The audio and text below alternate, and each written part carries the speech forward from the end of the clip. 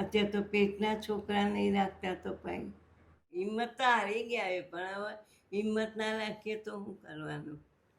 વગર રૂપિયે નાવ ચલાવવાનું. હેલો દોસ્તો, હું આપણો સિદ્ધરાજસિંહ ઝાલા. અત્યારે અમે લોકો એક દાદીને મળવા માટે આવ્યા છીએ અને ઘણા સમયથી એકલા રહે છે અને પોતાનું એમને મકાન છે. તો વાતચીત કરીશું એમની સાથે, શું પરિસ્થિતિ છે.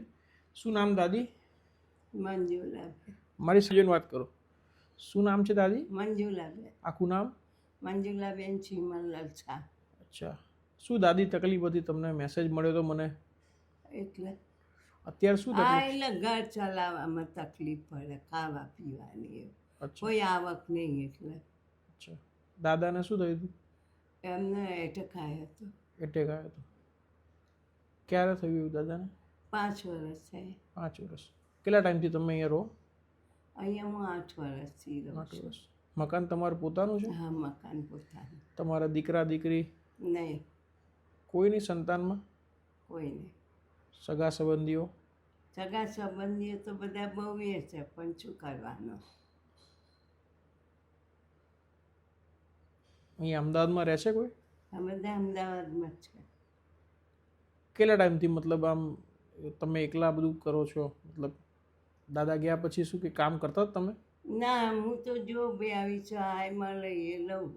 કોઈ એમ કે અહીં આટલી સહાય આવ્યો છે તો લઈએ છે ને ઘર ચલાવીએ. બાકી મારાથી કંઈ મારી બીમારીઓ જ બહુ છે સાહેબ, કશું કામ જ થાય એવું નહીં. કેટલી ઉંમર તમારી આમ? 70 વર્ષ. 70 વર્ષ છે. દીકરા દીકરી પહેલેથી જ આમ છે નહીં કે હતા કેવું? ના, એવું નતા જ. દાદા શું કરતા હતા? વિમલ મિલમાં નોકરી કરતા હતા. વિમલ મિલમાં નોકરી કરતા હતા. એ બી 48 વર્ષની ઉંમરમાં ઘેર બેસી ગયા. એમને ખેંચની ને એવી બધી બીમારીઓ હતી, ખેંચની મગજની, એટલે કે હવે મારાથી નોકરી નહીં થાય, ઘરે જ બેસી ગયા. પછી કેવી રીતના ચલાવતા હતા ઘર તમે? બસ એ આવી રીતે છે સાહેબ, અમે બે જતા આવી રીતે ચલાવીએ. ઘર પોતાનું એટલે વાંધો ના આવે, કોઈ આપે એમ ચલાવીએ. અચ્છા.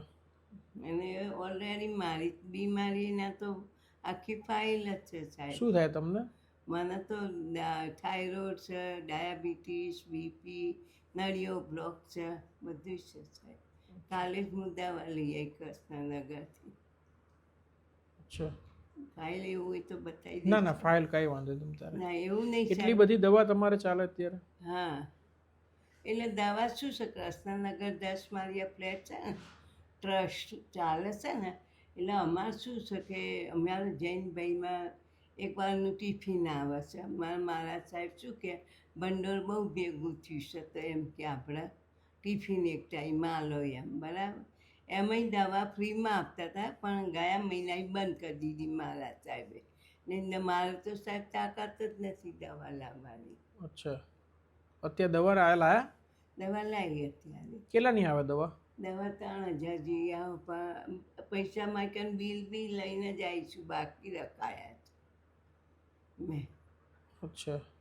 હવે એ 1 મહિનાની દવા હું 2 મહિના ચલાવે સાહેબ, કારણ કે પૈસા ના હોય તો પછી કેવી રીતે લેવા જવાની દવા? અચ્છા. બાકી રાખે ચાલો, પણ એ આપવાના તો ખરા એમ, એટલે.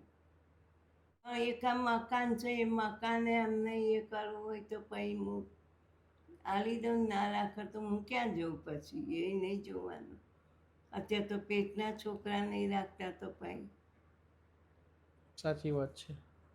અમે તો માત્ર સોશિયલ વર્ક કરીએ છીએ. આ વિડીયો તો એટલે કે અમે તમારા સુધી પહોંચી શકીએ. અમારા શું દાદી વિડીયો આવે છે, એટલે લોકો વિડીયો જોઈને મદદ માટે ફોન કરે, કોઈ અમને મદદ કરે તો અમે કોકને મદદ કરીએ.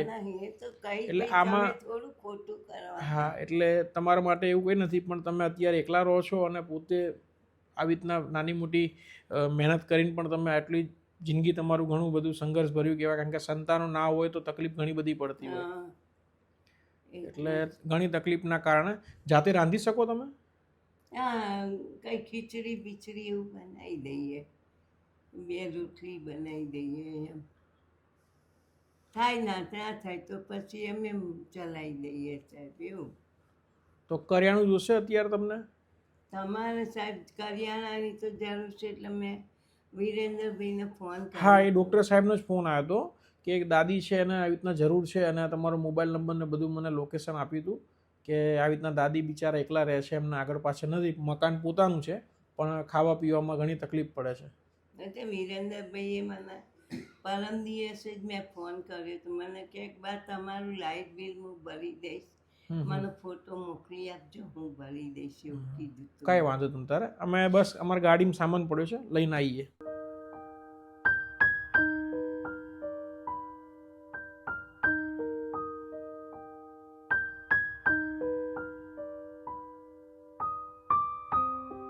દાદી આ કરિયાણું છે, જેમને સપોર્ટ કર્યો છે ને એમનું નામ ખ્યાતિ મેમ વ્યાસ છે અને આઉટ ઓફ કન્ટ્રી રહે છે, ત્યાંથી એમને સપોર્ટ મોકલ્યો છે અને એમને કીધું હતું બહાર વિદેશમાં રહે છે. એમને મોકલ્યું. હા, અમને અમારી સંસ્થાને સપોર્ટ કર્યો હતો કે કોઈ એવા હોય નિરાધાર દાદી હોય જેને તકલીફ હોય દાદા દાદી, એવા લોકોને તમે સપોર્ટ કરજો. તો અમને પણ આશીર્વાદ આપો ને ખ્યાતિ મેમને પણ આશીર્વાદ આપો કે એમને પણ ભગવાન સુખ શાંતિ આપે. ભગવાન એમને સુખ શાંતિ આપો અને બસ એમના ભંડાર ભર્યા રાખે અને તમને ભગવાન બસ આશીર્વાદ આપો બસ, હે ને. અને તમારે શું દાદી આંખમાં તકલીફ છે, શું કીધું? મોતિયા છે, 2 આંખમાં મોતિયો છે. એ ક્યાંના છે સાહેબ, પણ મારે શું પથ્થરિયા છે ને એટલે ડૉક્ટર કે એકદમ અંધાપો નહીં આવો, ખાતા 6-7 વર્ષ થઈ ગયા કીએ, હવે થોડી ઝાંખ પડે છે. અચ્છા, કાંઈ નહીં, તમે છે ને મારો નંબર હું તમને આપીને જઉં છું અને વિરેન્દ્ર સાહેબને પણ કહીશું એટલે તમારી આંખનું આપણે બતાવી દઈશું. બંને આંખ બતાવીને જ્યાં પણ તપાસ કરાવી હશે. સાહેબ બીક કેમ લાગે કે આ ઘરમાં એકલા આંખો જતી રહે તો શું કરું એમ? ના એવું કંઈ નહીં થાય. એવું હશે ને તો હું કાલ પરમ દિવસે ડૉક્ટર સાથે વાતચીત કરીને તમારા આંખના ઈલાજ માટે આપણે તપાસ કરી લઈશું. બરાબર, તમારા ગ્રુપમાં ઘણા ડૉક્ટરો છે એવા, તો હું એમને કોકને વાતચીત કરીશ. સેવાકીય માણસો અમારી જો જોડાયેલા છે એટલે કોકને વાત કરીશ તો તમારા આંખ માટે જ્યાં પણ જે હશે તમને હું ફોન કરીશ સામેથી. ચોક્કસ. બરાબર, પણ ટેન્શન ના લેતા અને શાંતિથી ભગવાનનું નામ લો અને જે સપોર્ટ મોકલ્યો છે એમને આશીર્વાદ આપો ને અમને બધાને આશીર્વાદ આપો કે અમે આવા લોકો સુધી વધારે પહોંચીએ. તો આશીર્વાદ છે ભાઈ, બસ તમે જે કરો છો એનાથી પણ આગળ નીકળો એવા આશીર્વાદ છે ભાઈ. મકાન પોતાનું હોય, આ બધું પોતાનું હોય, પણ રોજિંદા જીવનમાં પણ નાની મોટી તકલીફો પડતી હોય એના માટે બી સાહેબ તકલીફો તો બહુ ઉઠાવશો, પણ સારું કહેવાય તમે આટલી બધી હિંમત રાખીને એકલા રહો છો. અને શું કરીએ, પણ હિંમત તો હારી ગયા પણ હવે હિંમત ના રાખીએ તો શું કરવાનું? વગર રૂપિયે નાવ ચલાવવાનું, આ દૂધ લાવો ને શાક લાવો ને એવું બધું તો જોઈએ, શું ના જોઈએ? ના સાચી વાત છે. અને કદાચ એવું લાગે બી ખરી ભવિષ્યમાં તો અમારા આશ્રમ છે, ત્યાં બધા તમારા જેવા ઘણા બધા દાદા દાદી રહે છે. આ તો શું છે કે એક સાઈડમાં અમે આ સોશિયલ કામ કરીએ છીએ, પણ અમારું મેઇન કામ જે લોકો રોડ રસ્તા ઉપર રહેતા હોય ને એવા લોકોને ત્યાં રાખીએ છીએ. જો તમારે ત્યાં આવવું હોય તો મને રિંગ કરજો, હું કાર્ડ ને નંબર ને બધું લખીને આપું છું. હા ને, તો વાંધો નહીં, કંઈ પણ જરૂર પડે તો મને રિંગ કરજો. તમારા આંખ માટે હું વાત કરું છું ડૉક્ટરને કોકને.